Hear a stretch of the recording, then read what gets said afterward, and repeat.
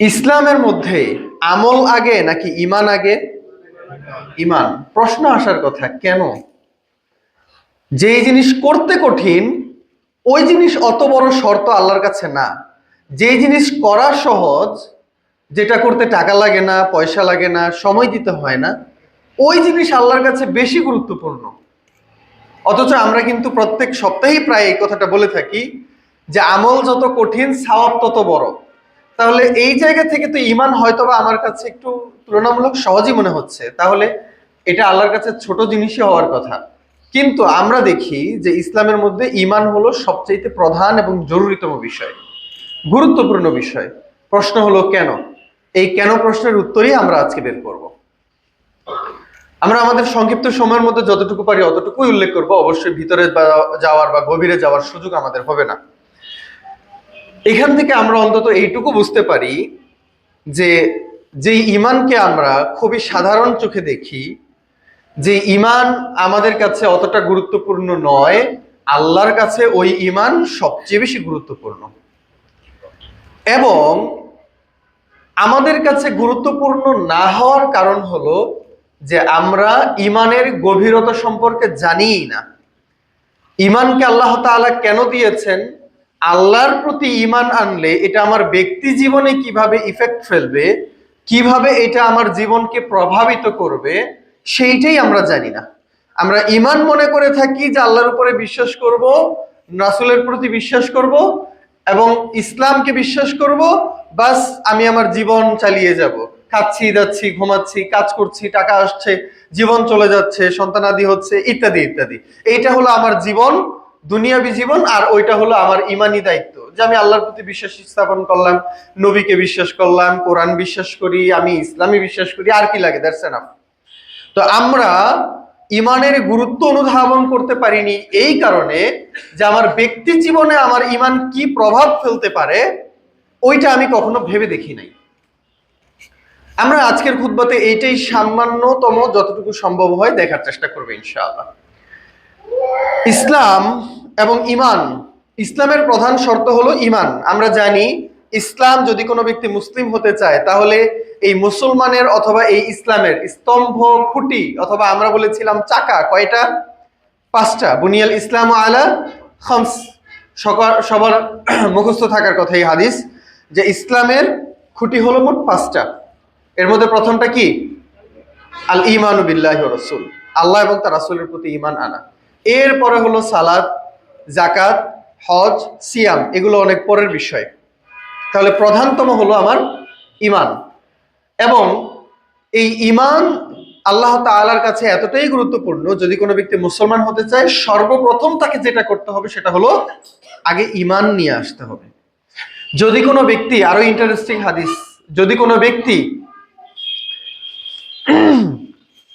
কোনো ব্যক্তি কেবল আল্লাহ তাআলার প্রতি ঈমান আনে তাহলে ওই ব্যক্তির জন্য জান্নাতে যাওয়া যথেষ্ট হয়ে যাবে। রাসূল সাল্লাল্লাহু আলাইহি ওয়াসাল্লাম বলছেন, সবচেয়ে প্রসিদ্ধ হাদিসের একটা, মান কানা আখিরু কওলিহি লা ইলাহা ইল্লাল্লাহ দাখালাল জান্নাহ, যে ব্যক্তির সর্বশেষ বক্তব্য হবে যে আল্লাহ ছাড়া আর কোনো মাবুদ নাই, আল্লাহ ছাড়া আর কোনো ইলাহ নাই, ওই ব্যক্তি জান্নাতে যাবে। তাহলে কেবলমাত্র ঈমানের উপরে নির্ভর করেও একজন ব্যক্তি জান্নাতে চলে যেতে পারে। সেখান থেকে এইটুকু বোঝা যায় যে আমার সকল ইবাদতের চাইতে বেশি গুরুত্বপূর্ণ আমার ঈমান। আর এই ঈমানকে কেন্দ্র করেই আল্লাহ তাআলা সকল মানুষের, এমনকি নবী থেকে শুরু করে সকল সাহাবীদেরকেও আল্লাহ তাআলা মর্যাদা দান করেছেন তাদের ঈমানের উপরে ভিত্তি করে। আমরা জানি যে সকল নবীদের বিষয়টা তো আলাদা, কিন্তু নবীদের পরে দ্বিতীয় যেই সিরিয়ালে আছেন সেই ব্যক্তির নামটা কি? আবু বকর as-সিদ্দিক রাদিয়াল্লাহু তাআলা আনহু। তার সত্যবাদিতার কারণে, তার সত্যায়নের কারণে আল্লাহ রাসূল সাল্লাল্লাহু আলাইহি ওয়াসাল্লাম তাকে সিদ্দিক বলে আখ্যায়িত করেছেন। সত্যবাদী হওয়া আর সত্যায়ন করতে পারা, দুইটার মধ্যে পার্থক্য আছে। সাদিক মানে হলো সত্যবাদী, যে মানুষ সর্বদা সত্য কথা বলে, মিথ্যার আশ্রয় গ্রহণ করে না, তাকে সাদিক বলা হয় বা সাদিক বলা হয় আরবিতে। আর সিদ্দিক হলো যিনি সকল জিনিসকে ধরে ধরে সঠিক জিনিসকে সঠিক বলতে পারেন, এই ব্যক্তিকে বলা হয় সিদ্দিক। সিদ্দিক মানে সত্যবাদী না, এই জায়গায় আমরা ভুল করি অনেকে। সিদ্দিক মানে হলো যিনি সত্যকে সত্য বলে স্বীকৃতি দিতে পারেন, আবু বকর রাদিয়াল্লাহু তাআলা আনহু তার কাছে সত্য পৌঁছার সাথে সাথে তার সেটা নিয়ে আর গবেষণা করতে হয় নাই। তিনি সাথে সাথে অনুধাবন করতে পেরেছিলেন যে এইটাই চিরন্তন সত্য, সুতরাং আমি এটাতে বিশ্বাস করতে পারি, আমি এটাকে সত্য বলে আখ্যায়িত করতে পারি। মিরাজের ঘটনা আপনাদের সকলের জানার কথা, যেখানে সকল মানুষ দ্বিধান্বিত হয়ে পড়েছিল। কাফের মুশরিকরা রাসূল সাল্লাল্লাহু আলাইহি ইসলামের এই ঘটনাকে নিয়ে হাসাহাসি করছিল। তারা বিশ্বনবীকে নিয়ে কৌতুক করার ক্ষেত্র পেয়ে গিয়েছিল। তাদের কাছে এখন লেজিটিমেট, মানে যথাযোগ্য প্রমাণযোগ্য দলিল তাদের কাছে আছে। এই যে দেখো, মোহাম্মদকে আমরা এতদিন যাবত পাগল বলতাম, এই দেখো এখন আমাদের কাছে দলিল আছে, প্রমাণ আছে যে মোহাম্মদ পাগল, যে সে নাকি এক রাতের মধ্যে বাইতুল মাকদিস ঘুরে তারপরে আবার চলে এসেছে। তো আমরা এখন প্রমাণ পেশ করতে পারতেছি যে মোহাম্মদ সত্য কথা এখন আর বলে না। মোহাম্মদকে তারা কখনোই মিথ্যাবাদী বলতো না, কারণ যেই মানুষটা 40 বছর সত্য কথা বলে এসেছে, তো হঠাৎ করে এই মানুষকে মিথ্যাবাদী বলা যায় না। তো তারা কি বলতো? তারা বলতো পাগল। মোহাম্মদ মানুষটা ভালো ছিল, কিন্তু এখন পাগল হয়ে উল্টাপাল্টা বলতেছে, নাউযুবিল্লাহি মিন যালিক। তো তারা বলতো এই যে দেখো, মোহাম্মদ যে পাগল হয়ে গেছে এটার স্পষ্ট প্রমাণ হলো যে দেখো, মোহাম্মদ এখন বলছে যে মিরাজের মতো ঘটনা ঘটে গেছে, সে এক রাতের মধ্যে এত এত বছরের রাস্তা সে গিয়ে আবার চলেও এসেছে। তো মোহাম্মদের পাগলের অবস্থাটা এখন আমাদের কাছে স্পষ্ট। প্রাসঙ্গিক ভাবে না বললেই নয়, দেখেন রাসূল সাল্লাল্লাহু আলাইহি ওয়াসাল্লাম তিনি কত উচ্চমানের ব্যক্তি ছিলেন যে তাকে যারা হত্যা করতে চায় তারাও রাসূল সাল্লাল্লাহু আলাইহি ওয়াসাল্লামকে মিথ্যাবাদী বলার সাহসটা পায় না। সুবহানাল্লাহ, ইনি কত উচ্চমানের সত্যবাদী ছিলেন। সুতরাং আপনি যদি দ্বীনের কাজ করতে চান, যাদের ইচ্ছা থাকে যে আমি দ্বীনের কাজ করব, দাওয়াতি কাজ করব, আপনি দায়ী হওয়ার আগে আপনাকে ধার্মিক হতে হবে। ধার্মিক মানে আপনি আগে সমাজের মানুষের কাছে নিজেকে ভালো হিসেবে উপস্থাপন করেন। আপনি সমাজের মানুষের সাথে দুর্ব্যবহার করেন, মিথ্যা কথা বলেন, আমানতের খেয়ানত করেন, তাদের সাথে খারাপ আচরণ করেন, মানুষের সাথে কথা দিয়ে কথা রাখেন না।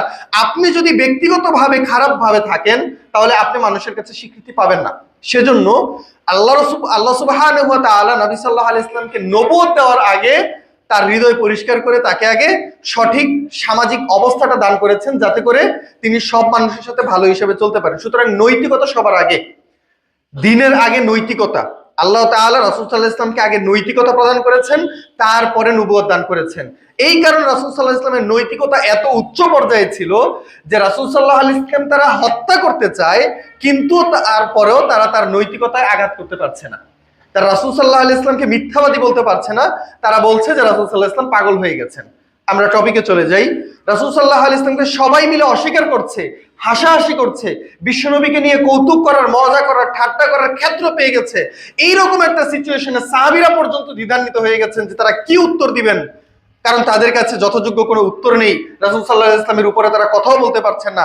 এইরকম জায়গাতে আবু বকর রাদিয়াল্লাহু তাআলা আনহু একাই একটা ঢাল হয়ে দাঁড়ালেন এবং তিনি একাই রাসূল সাল্লাল্লাহু আলাইহি ওয়াসাল্লামের পক্ষ নিয়ে বললেন যে যদি মুহাম্মদ সাল্লাল্লাহু আলাইহি ওয়াসাল্লাম এই কথা বলে থাকে তাহলে আমি নিঃসন্দেহে এটার ব্যাপারে স্বীকৃতি দিচ্ছি, আমি সত্যায়ন করছি যে মুহাম্মদ সাল্লাল্লাহু আলাইহি ওয়াসাল্লাম সত্যটাই বলেছেন। এটা হলো তার ঈমান। এবং তিনি যেহেতু সত্যকে সত্যবাদী হিসেবে আখ্যায়িত করতে পেরেছেন, এই জন্য তিনি সিদ্দিক।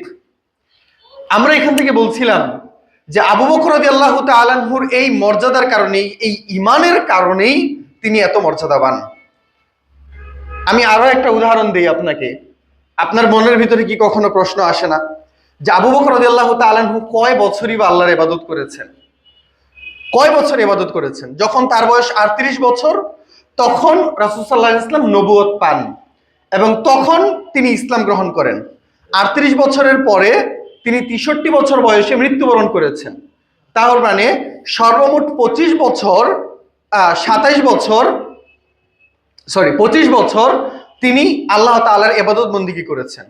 তো আবু বকর রাদিয়াল্লাহু তাআলা আনহুর মতো ব্যক্তি, যিনি প্রথম 13 বছর সালাত পড়েনি নাই, তিনি প্রথম 13 বছর সিয়াম রাখেনি নাই, তার মানে এই না যে তিনি ইচ্ছা করে ছেড়ে দিয়েছেন, কারণ সিয়াম এবং এগুলো এর পরে এসেছে। রাসূল সাল্লাল্লাহু আলাইহি ওয়াসাল্লাম মদিনায় হিজরত করার পরে এসেছে।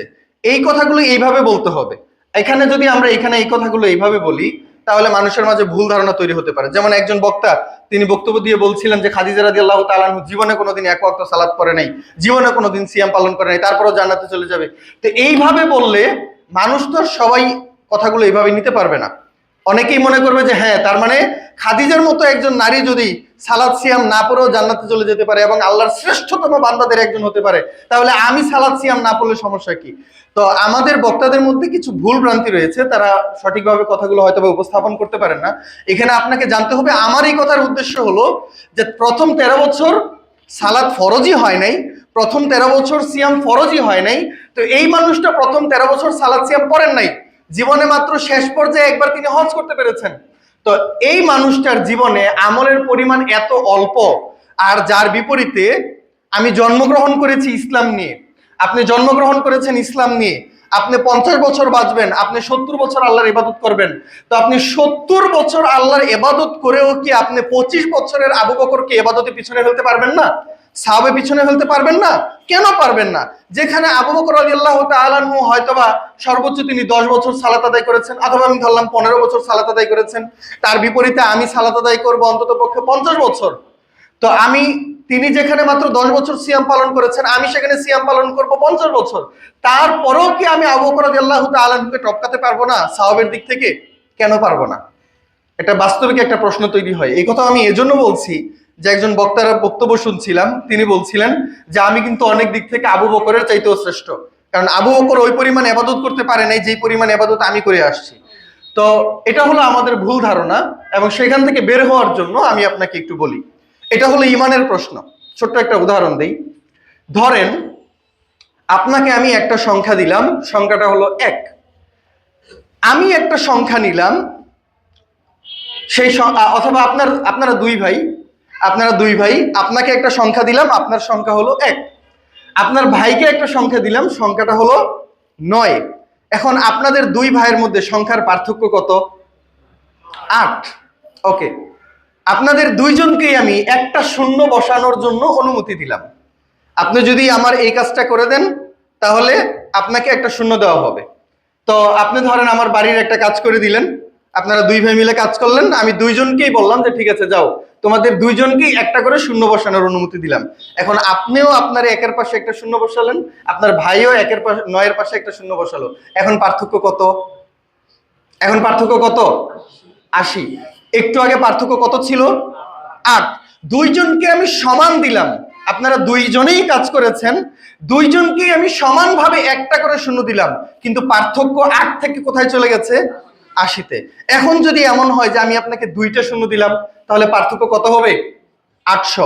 আরেকটা শূন্য বসালে 8000, আরেকটা শূন্য বসালে 80,000। এইভাবে যত শূন্য আপনি বসাতে থাকবেন, পার্থক্য তত বড় হতে থাকবে, তত বেশি বড় হতে থাকবে। তো আপনার ইমানের উপরে আপনার আমল এইভাবেই নির্ভর করে। আর এজন্যই আপনি ব্যক্তি যদি 80,000 বছর বেঁচে থাকেন, আপনি আবু বকরের 80 ঘন্টার ইবাদতের সমতুল্য জায়গায় পৌঁছাতে পারবেন না। কেন পারবেন না? কারণ আবু বকরের ইমানটা এতটাই বড় ছিল, এতটাই শক্তিশালী ছিল যে তার সংখ্যাটা ছিল 9, আর আমার আপনার ইমানের পরিমাণ এত দুর্বল যে আমার সংখ্যাটা হয়তো বা 1, কথার কথা বলছি, অথবা তার চাইতেও কম। আমিও এই মসজিদে এসে জুমার সালাত পড়ি, আবু বকরও মসজিদে এসে জুমার সালাত পড়তেন।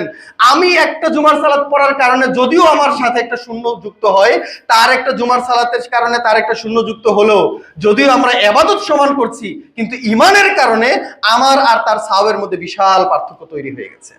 এইটাই হলো মূল কারণ। কারণ আবু বকর রাদিয়াল্লাহু তাআলা আনহু যেই পরিমাণ ঈমান ধারণ করতে পেরেছেন, ওই পরিমাণ ঈমান আমি ধারণ করতে পারি নাই। তো সেজন্য আমি বলছিলাম আজকের খুতবায় যে আমার জীবনের সবকিছু নির্ভর করে আমার ঈমানের উপরে। আমি কতটুকু আমল করতে পারছি, তার চাইতে বড় বিষয় হলো যে আমি আল্লাহর প্রতি আমার ঈমানটা কতটা শক্তিশালী করতে পারছি। আরো একটা উদাহরণ যদি দেই যে আমার আপনার ঈমান আর আবু বকরের ঈমানটা কেমন। ধরেন যে রাসূল সাল্লাল্লাহু আলাইহি ওয়াসাল্লাম বললেন যে এই দোয়া পড়ে যদি তুমি কোনো কিছুতে ফু দাও, সেই জিনিসটা শক্ত হয়ে যাবে, সেটা আর পানির ভিতরে ডুববে না। কথার কথা বলছি যে ধরেন রাসূল সাল্লাল্লাহু আলাইহি ওয়াসাল্লাম আমাকে, আপনাকে আর আবু বকর রাদিয়াল্লাহু তাআলা আনহুকে, তিনজনকে বললেন যে দেখো এই যে একটা দোয়া শিখিয়ে দিলাম, এই দোয়া পড়ে যদি তুমি পানিতে ফু দাও, তাহলে সেই পানিতে তুমি আর ডুববে না, অথবা যে জিনিসে ফু দিবা সেটা আর পানিতে ডুববে না। এখন আবু বকর রাদিয়াল্লাহু তাআলা আনহু যদি সেই হাদিসের বাস্তবায়ন করতে যান, কিভাবে করবেন? আর আপনি যদি হাদিসের বাস্তবায়ন করতে যাই, তাহলে কিভাবে করব? ধরেন আমি যদি যাই বা আপনি যদি যান, আমাদের ইমানের দুর্বলতার অবস্থাটা আমি বুঝাচ্ছি আপনাকে। আপনি যদি যান, একটা জায়নামাজ নিয়ে গেলেন, আপনি জায়নামাজটা নিয়ে আপনি পানির উপরে রাখবেন, পানির উপরে রেখে ওই দোয়াটা পড়বেন, তারপর জায়নামাজে ফু দিবেন, ফু দেওয়ার পরে আপনি টিপে টিপে দেখবেন যে জায়নামাজটা ডুবে যায় কিনা। যে দোয়া আমি পড়লাম, রাসূল সাল্লাল্লাহু আলাইহি ওয়াসাল্লাম যে বললেন, এই দোয়ার বাস্তবায়নটা ঘটে কিনা আগে একটু চেক করে নেই, আগে চেক করে তারপর দেই। তা আপনি আগে একটু পা ঢুকাবেন, আঙুল ডুবিয়ে দেখবেন যে আসলে ডুবে যাচ্ছে কিনা, তারপরে ধীরে ধীরে আপনি আপনার বডিকে নিয়ে যাবেন। কিন্তু যদি সেটা আবু বকর রাদিয়াল্লাহু তাআলা আনহু হতেন, তাহলে তিনি দোয়া পড়েছেন, তিনি জায়নামাজটা রেখেছেন, দোয়া করে ফু দিয়েছেন, আর ধূপ করে তিনি জায়নামাজে পড়ে যেতেন, তিনি জায়নামাজের উপরে উঠে যেতেন। তিনি একবারও চিন্তা করতেন না, তিনি কনসিকুয়েন্স নিয়ে, ফলাফল নিয়ে তিনি ভাবতেন না যে আমি কি ডুবে যাব নাকি আমি স্থির থাকবো। বিশ্বনবী বলেছেন কাজ করবে, সুতরাং কাজ করবে, এখানে আর আমার ভাবার প্রয়োজন নাই। এটা হলো পার্থক্য, এটা হলো আমার ইমানের পার্থক্য। আর যখন আমরা আমাদের ইমানকে শক্তিশালী করতে পারবো, তখন দুনিয়ার সবকিছু আমি ব্যক্তিগত জায়গা থেকে কন্ট্রোল করতে পারবো। এটা হলো আমার ইমানের শক্তি। তো যদি আমি আমার ইমানকে শক্তিশালী করতে পারি, যদি আমার ইমানটা হয় আবু বকরের ইমানের মতো, যদিও হতে পারবে না, কিন্তু আমাকে অন্তত চেষ্টা করা উচিত যে যেই জায়গায় আমি আছি, অন্তত আমার সংখ্যা যদি আমি 9 নাও নিতে পারি, অন্তত আমার সংখ্যাটা যেন 1 থেকে অন্তত 2-এ উপনীত হয়। আমার ইমানের পরিমাণ যদি এখন 2-এ থাকে, অন্তত 2 থেকে যেন আমি একটু 3-এ তুলতে পারি। তো আমার অন্তত এইটুকু চেষ্টা থাকা উচিত যাতে করে আমি আমার ইমানটাকে যতটুকু সম্ভব শক্তিশালী করতে পারি। কারণ ইমানের উপরে সবকিছু নির্ভর করে। আমরা এতক্ষণ জাস্ট আমলের কথা বলছিলাম, যে যদি আপনি আপনার ইমানটাকে শক্তিশালী করে আপনি আমল করেন, তাহলে আপনি প্রচুর পরিমাণে সওয়াব পাবেন। আপনার ইমানের উপরে নির্ভর করে আল্লাহ তাআলা আপনাকে সওয়াব প্রদান করবেন। এমনকি দুনিয়াবি জায়গা থেকেও সামাজিক সম্প্রীতি, সভ্যতা, সংস্কৃতি রক্ষা করার জন্য আপনার সমাজের মানুষের ইমান প্রয়োজন। একজন ব্যক্তি ব্যক্তিগত জায়গা থেকে যদি তিনি ইমানদার হন, তাহলে তিনি না তার নিজের জীবনেও সুখী হবেন এবং সমাজও সুখী হবে। সেই ক্ষেত্রে সেটা বোঝানোর জন্য আমাদেরকে আরেকটু পিছন থেকে আসতে হবে, যে একটা সমাজ, একটা সোসাইটি অথবা একটা দেশ, একটা রাষ্ট্র, একটা বিশ্ব চলে কিভাবে। সমাজটা, একটা সমাজের জন্য আমার ইমানের প্রয়োজনীয়তা কতটুকু, ধর্মের প্রয়োজনীয়তা কতটুকু, সেটা হলো যে পৃথিবী চলার ক্ষেত্রে, পৃথিবী চালনা করার ক্ষেত্রে মানুষের ব্যক্তি জীবনের উপরে কন্ট্রোল রাখা প্রয়োজন।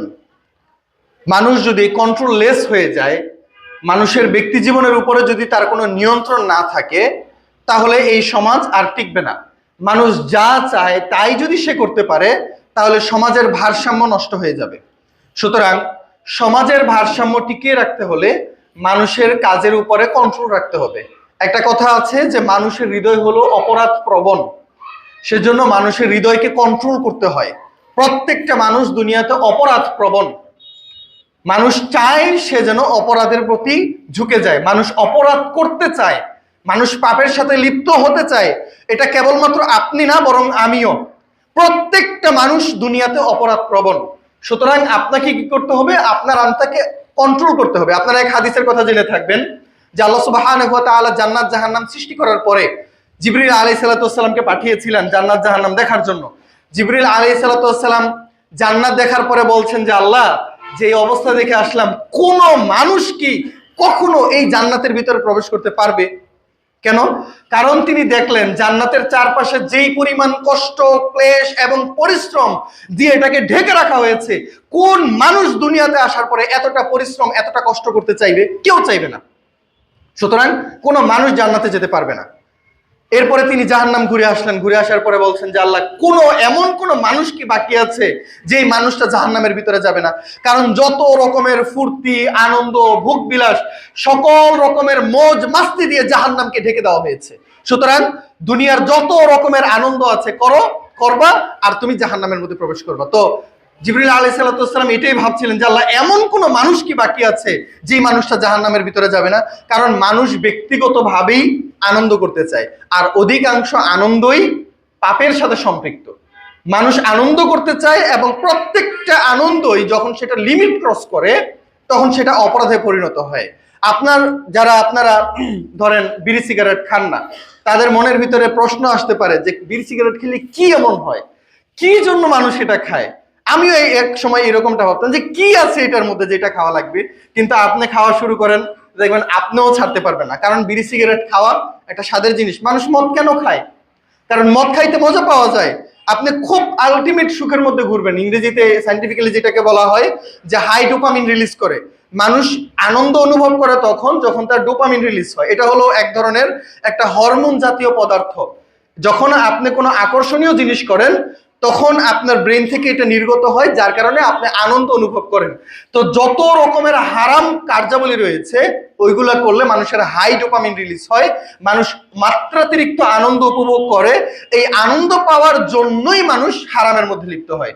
তো আপনাদের যাদের মনের ভিতরে এই প্রশ্ন থাকে যে মানুষ মদ কেন খায়, আমি তো সারা জীবনে কোনো মদ খাই নাই, তো আমার কি হয়েছে? আসল কথা হলো মদ খাইতে সে আনন্দ পায়। মানুষ ব্যভিচার কেন করে? কারণ ব্যভিচার করতে সে আনন্দ পায়। মানুষ হারামের ভিতরে কেন ঢুকে? কারণ হারাম করলে সেটার মধ্যে এক্সট্রা একটা আনন্দ পাওয়া যায়। তো যত রকমের হারাম রয়েছে সকল হারামের মধ্যেই মানুষ অতিরিক্ত আনন্দ খুঁজে পায়। এখন কথা হলো যে যেহেতু মানুষ হারামের মধ্যে আনন্দ খুঁজে পায়, আর সেজন্যই হারামের মধ্যে যেহেতু আনন্দ রয়েছে সেজন্যই মানুষ প্রকৃতপক্ষে অপরাধ প্রবণ। মানুষের হৃদয় আত্মা হারামে জড়িত হওয়ার জন্য তাকে আহ্বান জানায়। আর আল্লাহ সুবহানাহু ওয়া তাআলার বক্তব্য হলো তুমি যদি মুসলিম হতে চাও তাহলে তোমার এই আত্মাকে কন্ট্রোল করতে হবে। কোরআনের অসংখ্য জায়গায় আপনি পাবেন, অসংখ্য, আমি আয়াত কয়টা বলবো, অসংখ্য জায়গায় আপনি পাবেন যে মানিত্তাখাযা ইলাহু হাওয়াহু, আল্লাহ তাআলা তাদেরও সমালোচনা করেছেন যারা তাদের মন যা চায় তাই করে। আর তাদেরকেই আল্লাহ তাআলা জান্নাতি বলছেন, তাদেরকেই আল্লাহ তাআলা সুসংবাদ দিচ্ছেন যারা তাদের আত্মাকে কন্ট্রোল করে। কারণ আত্মা চায়, মানুষের হৃদয় চায় যে সে যেন অপরাধের মধ্যে জড়ায়। আপনার হৃদয়ও চায় যে আপনি অপরাধ করেন, আমার হৃদয়টাও চায় আমি অপরাধ করি, কিন্তু সেই হৃদয়কে কন্ট্রোল করতে হয়, সেই হৃদয়কে কন্ট্রোল করতে হয়। এখন কন্ট্রোল আপনি কিভাবে করবেন, এটা হলো আমাদের আলোচনার টপিক, যে আপনি কন্ট্রোল করবেন কিভাবে। আপনার মনটা চাচ্ছে আপনি চুরি করেন, চুরি করলে যেই পরিমাণ টাকা পাবেন সেটা দিয়ে আপনি বসে বসে খেতে পারবেন। আপনার মনটা চাচ্ছে যে আপনি মদের সাথে জড়িত হবেন, কারণ মদ খেলে আনন্দ পাওয়া যায়। আপনার মন চাচ্ছে যে আপনি ব্যভিচারের সাথে লিপ্ত হন, কারণ এটা করলে আনন্দ পাওয়া যায়। তো এখন আপনি এটা করতে পারছেন না কেন? কারণ আপনার হৃদয়কে আপনি কন্ট্রোল করছেন। এখন পৃথিবীর মানুষ যারা অপরাধ করতে চায় না বা অপরাধ করে না, তারা তাদের হৃদয়কে কিভাবে কন্ট্রোল করে? তিনটা বিষয়ের মাধ্যমে, তিনটা পদ্ধতিতে মানুষ তার অন্তরকে কন্ট্রোল করে, নিয়ন্ত্রণ করে। সার্বিকভাবে সারা পৃথিবীর যত মানুষ যে কোনো অপরাধ থেকে সে যদি নিজেকে বাঁচিয়ে রাখতে চায় তাহলে এই তিনটা পদ্ধতির কোনো একটা পদ্ধতি অবলম্বন করে তারপর তাকে অপরাধ থেকে বাঁচিয়ে রাখে। নাম্বার ওয়ান হলো, নাম্বার ওয়ান মানে একদম প্রথম সারির না, আমি তিনটা বলছি, তিনটার মধ্যে একটা হলো যে মানুষ নৈতিকতাকে প্রাধান্য দেয়, বিবেকের কাছে তাড়িত হয়, সেই জন্য মানুষ অপরাধ থেকে নিজেকে বাঁচিয়ে রাখে। দ্বিতীয় বিষয় হলো মানুষ যেই এক্সিস্টিং কি বলে মানে যেটা পৃথিবীতে আছে, যেটা আমরা যেই নিয়ম আমরা পৃথিবীতে দেখতে পাচ্ছি সেই প্রশাসনিক নিয়মকে মানুষ ভয় পায়, বিচারকে মানুষ ভয় পায়, এই জন্য অপরাধ করতে চায় না। আমরা পরে একটু ব্যাখ্যা করছি। তৃতীয় নাম্বার হলো মানুষ স্রষ্টার প্রতি বিশ্বাস ভরসা রাখে এবং ভয় রাখে, এই জন্য মানুষ অপরাধ করতে চায় না। 3 নাম্বার থেকে ব্যাখ্যা করি, যখন 2 নাম্বার থেকে ব্যাখ্যা করলে আপনারা সহজে বুঝবেন। নাম্বার ওয়ান হলো যে কিছু মানুষ অপরাধ থেকে নিজেকে বাঁচিয়ে রাখে এই জন্য কারণ সে প্রশাসনিকভাবে দায়বদ্ধ। যদি সে অপরাধ করতে যায় তাহলে পুলিশ তাকে ধরবে। আপনি ধরেন রাস্তায় একটা রিক্সা পড়ে আছে, আপনি সেই রিক্সাটা চাইলেই চুরি করে নিয়ে যেতে পারেন, কিন্তু আপনি করছেন না কেন? কারণ এখানে সিসিটিভি ক্যামেরা আছে, পুলিশ যদি আপনাকে ধরে তাহলে আপনাকে জেলে নিয়ে পেদানি দিবে অথবা আপনাকে জরিমানা করবে। তো এই কারণে আপনি সাধারণত অপরাধে জড়াতে চাচ্ছেন না। ওই মানুষটাকে আপনি অপছন্দ করেন, আপনি চাইছেন যে তাকে আপনি হত্যা করে ফেলবেন, কিন্তু পারছেন না কেন? কারণ যদি আপনি তাকে হত্যা করেন এবং পুলিশ আপনাকে ধরে ফেলে তাহলে আপনাকে সে জেলে নিয়ে যাবে এবং আপনাকেও হয়তো বা ফাঁসি দেওয়া হবে। তো এইটা হলো একটা কারণ যে মানুষ নিয়ম শৃঙ্খলাকে ভয় পায়, মানুষ এই লকে ভয় পায়, আইনকে ভয় পায়। আইনকে ভয় পাওয়ার কারণে সে অন্যায়ের সাথে নিজেকে জড়াতে চায় না, সেখান থেকে বিরত থাকে। নাম্বার 2 হলো মানুষ স্রষ্টাকে ভয় পায়। কিছু মানুষ আছে যারা স্রষ্টাকে ভয় পাওয়ার কারণে অন্যায় জড়ায় না। আপনি ধরেন এখন গাড়িতে আছেন, গাড়িওয়ালা আপনার কাছে ভাড়া চায় নাই, আপনি চাইলে এখন বের হয়ে যেতে পারেন, কারণ আপনি যদি এখন তাকে ভাড়া না দেন সেও ধরতে পারবে না, পুলিশ আপনাকে ধরতে পারবে না।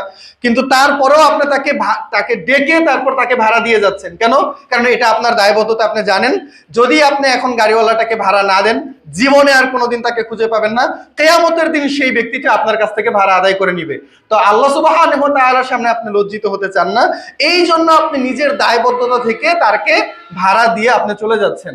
দোকানে একজনকে আপনি 1000 টাকার নোট দিয়েছেন, আপনি কিছু পণ্য ক্রয় করেছেন, পণ্য ক্রয় করার পরে সে আপনাকে আবার 1000 টাকাও দিল ভাঙতি হিসেবে, ইত্যাদি ইত্যাদি। এরকম অনেক ভুল হয় না আমাদের? আপনি ধরেন 100 টাকার নোট দিয়েছেন, নোট দেওয়ার পরে সে আপনাকে 100 টাকার নোট দিয়েছেন, আপনি 80 টাকার কিছু পণ্য ক্রয় করেছেন, এখন তার দেওয়ার কথা 20 টাকা, সে দিয়েছে আপনাকে 200 টাকার নোট। এমন ভুল তো হয় অনেকের, অনেক সময় হয়ে থাকে। কিন্তু আপনি ইচ্ছাকৃতভাবে যদিও আপনি টাকাটা নিয়ে চলে আসতেন, সে আপনাকে ধরতে পারতো না, এটার জন্য পুলিশ জরিমানাও কিছু হবে না, কোনোভাবেই আপনি দায়বদ্ধ না। কিন্তু তারপরেও আপনি তাকে টাকাটা আপনার নিজের কাছ থেকে স্মরণ করিয়ে দিচ্ছেন, ফেরত দিচ্ছেন। কেন দিচ্ছেন? কারণ সে ভুল করলো আপনি তো জানেন, আর আপনি ইচ্ছাকৃতভাবে যদি আপনার তার টাকাটা নিয়ে নেন তাহলে কিয়ামতের দিন আল্লাহ তাআলা আপনাকে ধরবেন। তো এই কারণে আপনি অপরাধের সাথে জড়াতে চাচ্ছেন না, আপনি টাকাটা আপনার নিজ গুণে তাকে ফেরত দিয়ে দিচ্ছেন। এটা হলো একটা। তৃতীয় নম্বর বিষয় হলো, যারা নৈতিক জায়গা থেকে কেবলমাত্র নীতিগত বিদ্ধ হওয়ার কারণে তারা অন্যায়ের সাথে নিজেকে জড়ায় না, ভালো কাজ করে। এটা কিরকম? এটা হলো আমরা আধুনিক সমাজের নাস্তিকদেরকে দেখলে বুঝতে পারবো। ধরেন ইউরোপ আমেরিকার লোকেরা, তারা ধর্মে বিশ্বাস করে না, তারা স্রষ্টায় বিশ্বাস করে না। জাপানে যারা আছে তারা নাস্তিক, তারা স্রষ্টায় বিশ্বাস করে না, ধর্মে বিশ্বাস করে না, কিন্তু তারপরেও তারা অনেকটা সভ্য। তারা অন্যের টাকা চুরি করবে না, তারা অন্য মানুষকে গালি দিবে না, তারা খুব সুন্দরভাবে চলাফেরা করবে, মানুষকে কষ্ট দিবে না। কেন দিবে না?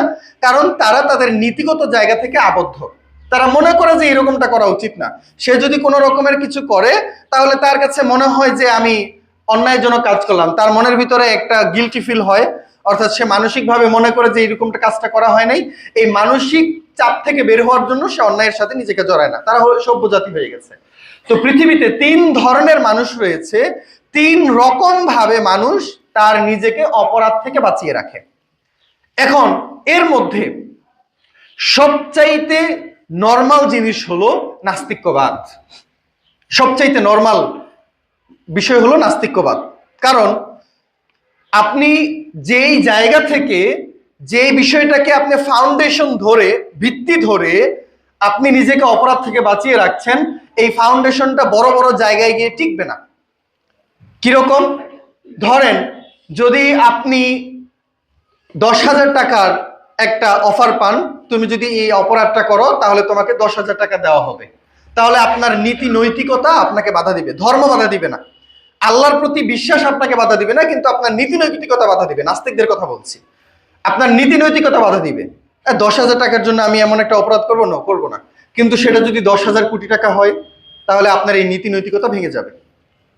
সুতরাং নাস্তিক্যবাদ হলো খুবই ঠুনকো এবং খুবই নরম একটা বিষয়, এটা যে কোনো সময় ভেঙে যেতে পারে, কারণ এটার কোনো বেসিস নাই, এটার এমন কোনো শক্ত আশিক নাই যেটার উপরে নির্ভর করে একটা মতাদর্শ দাঁড়াতে পারে। এটা হয়তো বা আমরা সংক্ষিপ্তভাবে বর্ণনা করে শেষ করতে পারবো না, এটাকে এই জায়গায় রাখি, আমরা সামনে চলে যাই। দ্বিতীয় নম্বর বিষয় হলো যে মানুষ আইনকে ভয় পাওয়ার কারণে অপরাধ থেকে নিজেকে বাঁচিয়ে রাখে। এটা হলো সবচেয়ে ঠুনকো বিষয়ের একটা, সবচেয়ে ঠুনকো বিষয়ের একটা কারণ। তার কারণ হলো এটার বাস্তবিক প্রয়োগ আমরা সমাজে দেখতে পাই না। উদাহরণস্বরূপ আপনাদেরকে একটা সহজ উদাহরণ দেই। দেখেন, অপরাধ কমানোর জন্য কত রকমের আধুনিক পদ্ধতি বের হয়েছে।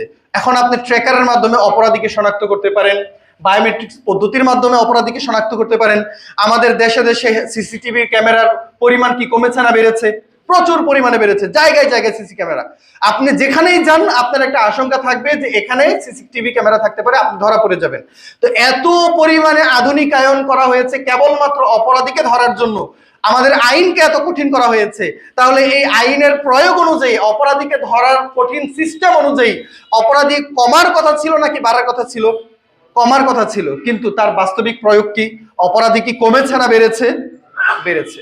তার মানে বোঝা যাচ্ছে প্রকৃতপক্ষে সরকারি আইন অথবা রাষ্ট্রের ল অ্যান্ড এনফোর্সমেন্ট ডিপার্টমেন্ট তারা প্রকৃতপক্ষে প্রকৃত জায়গা থেকে কোনো রকমের কার্যকরী পদক্ষেপ নিতে পারে না। হ্যাঁ, এটা একটা ফ্যাক্টর হিসেবে কাজ করে, সুতরাং এটা থাকতে হবে কিন্তু অপরাধ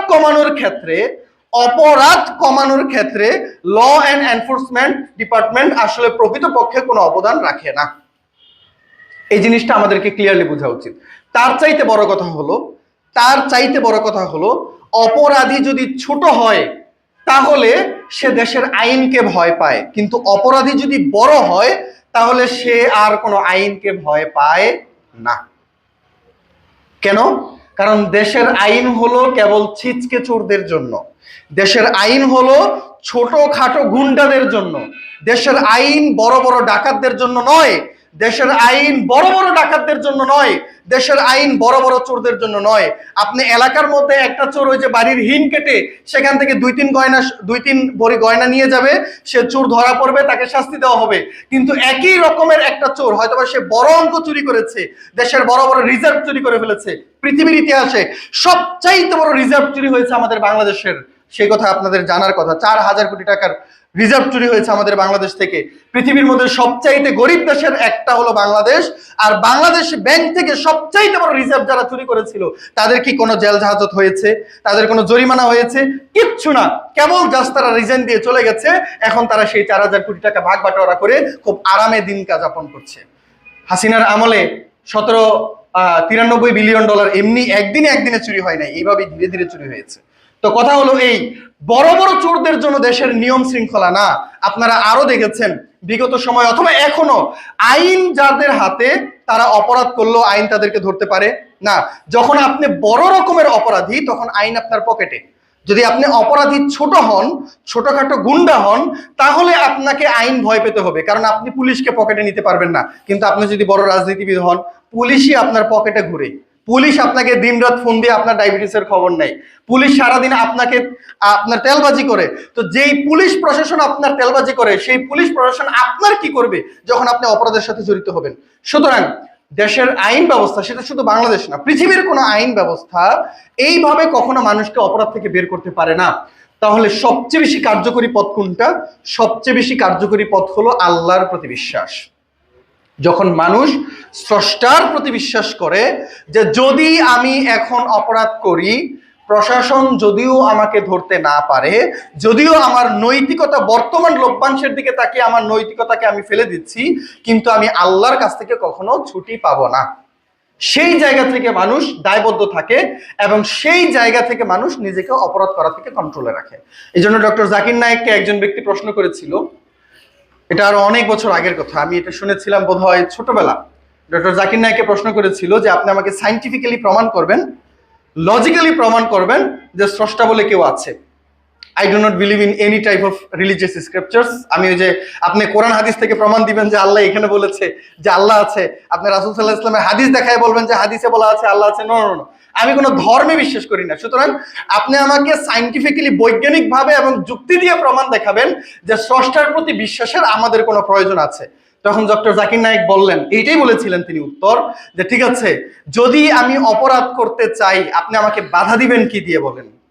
আমি এখন অপরাধ করতে চাচ্ছি, আমি চাচ্ছি অমুক মানুষের বাড়িতে ডাকাতি করে আমি তার সম্পদ নিয়ে চলে আসবো। সুতরাং আমি যদি অপরাধটা করতে চাই আপনি আমাকে বাধা দিবেন কি দিয়ে? তখন সেই ব্যক্তি বলল যে না, অপরাধ করা ভালো না, সুতরাং অপরাধ করা যাবে না। ডক্টর জাকির নায়েক বললেন যে কি বলেন ভালো না? আমি যদি তারটা মেরে খাই আমি আনন্দে দিন কাটাতে পারবো, আমি 5 স্টার হোটেলে দিন যাপন করতে পারবো, সারা বিশ্বব্যাপী ঘুরতে পারবো, আমি মৌজ মাস্তি করতে পারবো। তাহলে আমি যদি আনন্দ উপভোগ করতে পারি তার চাইতে ভালো জিনিস আর কি আছে? সুতরাং এই জায়গায় তো ধুপে টিকে না। তখন সেই ব্যক্তি বলছে যে না, তাহলে তো আমার কাছে আর কোনো উত্তর নাই। তখন জাকির নায়েক বলছেন যে আমি আপনাকে একটা উত্তর বের করে দিতে পারি। সেই উত্তরটা কি? সেই উত্তর হলো, যদি আপনি অপরাধ করেন তাহলে পুলিশ আপনাকে ধরবে। তখন ওই ব্যক্তি বলছে ও হ্যাঁ হ্যাঁ হ্যাঁ হ্যাঁ, যদি আপনি অপরাধ করেন, কারো বাড়িতে গিয়ে ডাকাতি করেন, তাহলে পুলিশ আপনাকে ধরবে। তখন জাকির নায়েক বলেছিলেন যে যদি আমি বড় রকমের অপরাধী হই তাহলে পুলিশ আমার পকেটে।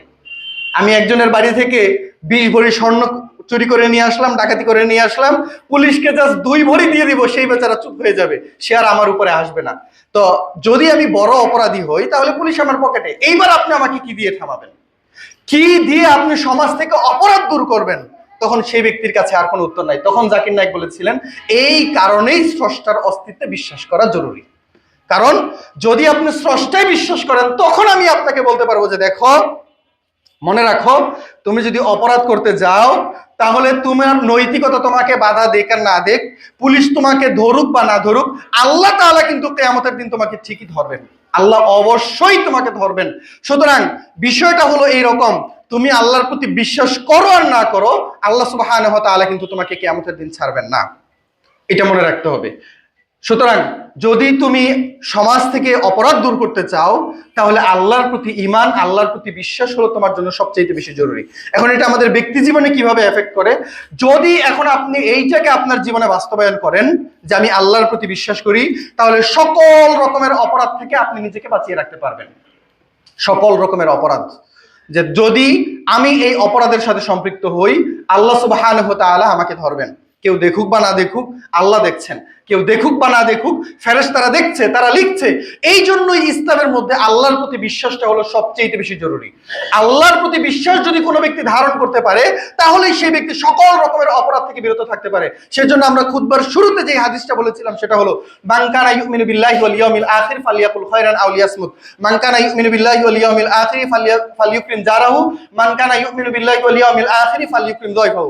এই হাদিসের সারমর্ম হলো এই, যদি কোনো ব্যক্তি আল্লাহ এবং আখিরাতের প্রতি বিশ্বাস স্থাপন করে, আই রিপিট, যদি কোনো ব্যক্তি আল্লাহ এবং আখিরাতের উপরে বিশ্বাস স্থাপন করে, আই রিপিট, যদি কোনো ব্যক্তি আল্লাহ এবং আখিরাতের উপরে বিশ্বাস স্থাপন করে, তাহলে যেন সে সকল রকমের অপরাধ থেকে নিজেকে বিরত রাখে, যথেষ্ট।